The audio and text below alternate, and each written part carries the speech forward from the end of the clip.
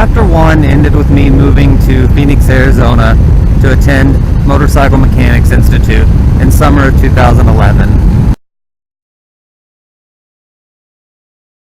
A couple of weeks after starting school, I started a part-time job where I met Stephanie, and we took our first date on the Superhawk to Bartlett Reservoir.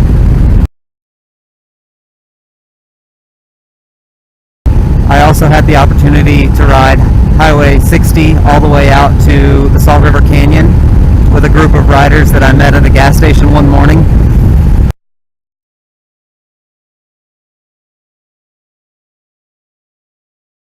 A few weeks later, I met up with that same group of riders and rode Jerome, which was phenomenal, and I can't wait to go back.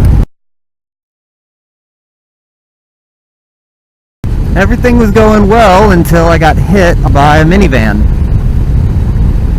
It really shook me up where I didn't want to ride street as much.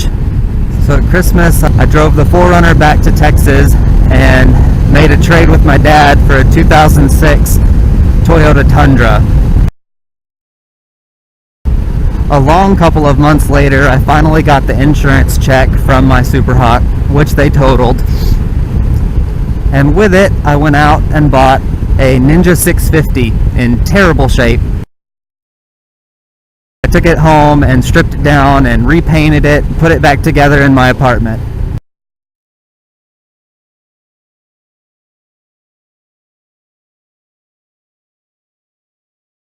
Just a couple of weeks after I bought it, I sold the Ninja 650 and bought a Yamaha Vino to get Stephanie riding.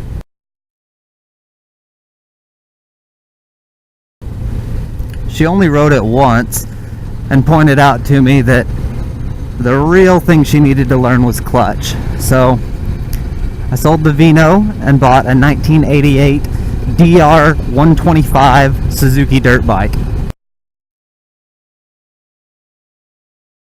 Stephanie got to learn how to ride and use a clutch on that bike, and we had a lot of fun with it out in the desert and made a lot of great friends. Really re-piqued my interest in off-road riding. Sometime after buying the DR, I was spending a lot of time out in the desert riding dirt, and so I decided to sell the Superhawk, and I almost immediately regretted it. So I went out and bought a 2005 Kawasaki 636 to build a Street Fighter.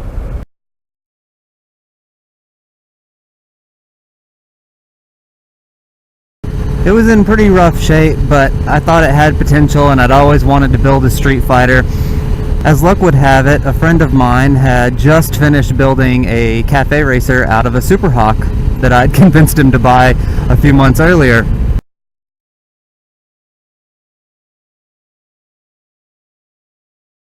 And he really wanted the 636 as a track bike because his daily ride was a ZX-10. And we hashed out a trade, and I became the owner of a Superhawk for the third time in my life. We'll end Chapter 2 with me graduating MMI in April of 2013. Packed up my Cafe VTR and headed back to Texas.